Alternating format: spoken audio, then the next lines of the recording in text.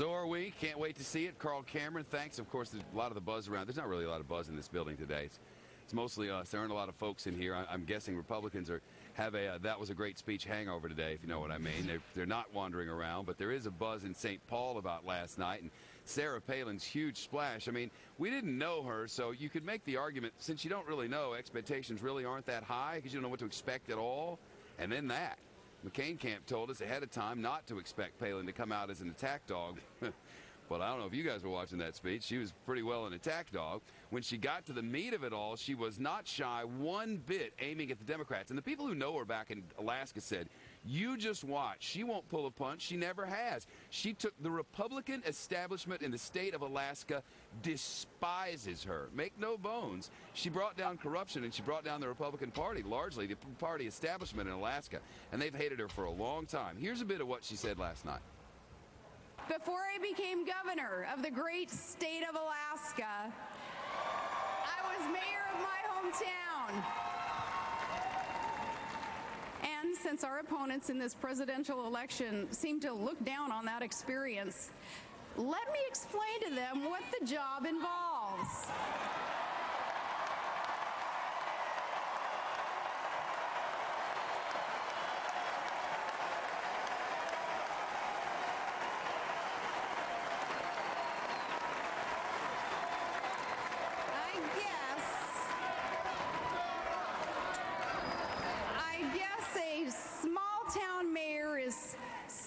Like a community organizer, except that you have actual responsibilities.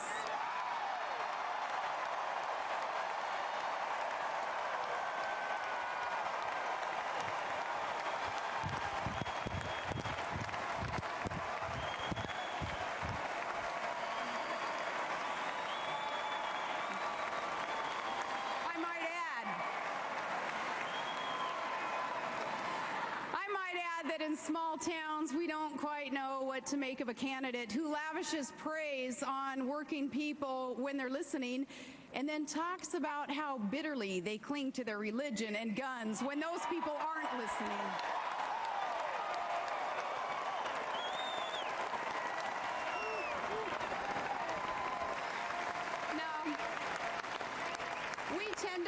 Candidates who don't talk about us one way in Scranton and another way in San Francisco.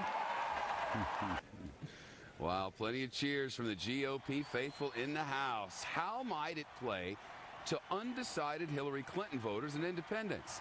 Our political panel is here today, and an esteemed one today. Fox News contributor Howard Wolfson was communications director for Hillary Clinton's presidential campaign. Chris Wilson is a GOP pollster who worked under Karl Rove and Karen Hughes.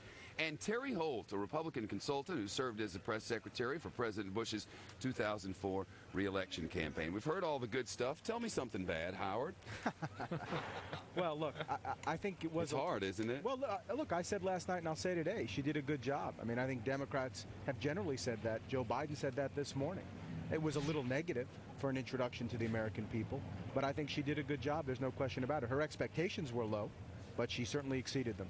Yeah, well, the expectations were, I don't know how we would know what to expect. Chris, what do you take away?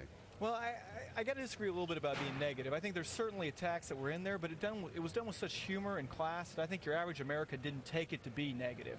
I think they saw it as an introduction that says this is a woman who has challenges in her family just like I do, that she is approaching things that I might be uncomfortable with. I mean, how many of us would want the media coming down in our family's personal lives? None of us. But it's going to happen when you're in that position. Well, it does, but I think at the same time she was able to deal with it in a way that said, look, I'm just like you, and these are the challenges I face. And one of the things that really, I think, stood out that hasn't been talked about a lot is her comment to families with children with special issues and her son with Down syndrome, Trigg, and she said, I will be a voice for you. And that's the kind of, it stood out, I think, to people to say this is the kind of heart this woman has. Terry, the Democrats, the Obama campaign called it divisive, negative, Rovian, reminded us of a 90% voting record and said next. Yeah, for the last week, they've been utterly tone deaf about the effect that this woman is having on the American electorate. That nasty little email that the Obama campaign sent out on Friday morning before anybody had ever even heard of Sarah Palin set the tone for the whole weekend and put it in context, put it in perspective. The American people thought, okay, this is just the harsh partisanship, and really gave her a break. So Friday morning, she hit it out of the park.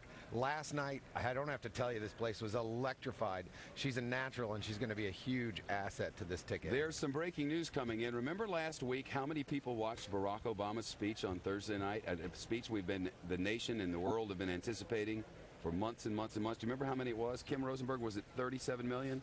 38, 39. 38 million. Guess how many watched Sarah Palin last night? We've just gotten the Nielsen numbers in, and the headline is more than 37 million U.S. households watched Sarah Palin last night. You talk about first impressions. This, for America, was honestly a blind date. I mean, you don't decide, even if the blind date goes great. You read the same books, you talk about the same stuff. Neither one of you likes broccoli, and both of you likes fried food, you know. Nietzsche ain't your thing, but you kind of like Faulkner. It all kind of works, right? Yeah, what kind of blind dates have you been on? But you don't decide who you're going to marry from a blind date. And it seems like a lot of people are married to her and they don't know anything about her. Well, I think that is the right thing. What is the second act? What's the third act? That's what's going to matter, When right? she goes out on the trail and reporters begin asking her tough questions, the first time she's asked who the president of Azerbaijan is and what she would do about our policy there, and she may not know. So, you know, there's a lot. 2 months is a lifetime in politics. But she's bringing a lot of style to it, Shep, and ain't that's no doubt. the main thing. And we're going to get to all that in a minute. We got to hit a commercial break because we believe John McCain's on his way in the House, and we'll let him know 37 million watched his VP pick last night. Barack Obama certainly has a lot of material from last night to react to. But, you know, they're saying the same old thing. They keep going back to the same talking points, the 90% voting record, the out of touch, the whole thing. Except those are the talking points that work. I know. Well, all right. We'll see if they come up with some fresh ones, though. The Obama camp is now in uncharted waters. That's next as our coverage continues from the Republican National Convention. There's Barack Obama. We'll get his response. And look here inside the XL Energy Center. That's a live look up on the catwalk. See, they've changed the stage, and they've separated what else but the Iowa delegation. John McCain's coming up. Back live from St. Paul, Minnesota, don't you know, where last night Sarah Palin tried to make her case in an introduction to the country, really, that she's a regular mom of 5 facing the same family problems that every other mother faces. After all, before this particular election cycle began in the year 2006, and it did begin then, we had candidates in 2006. Before this election cycle began,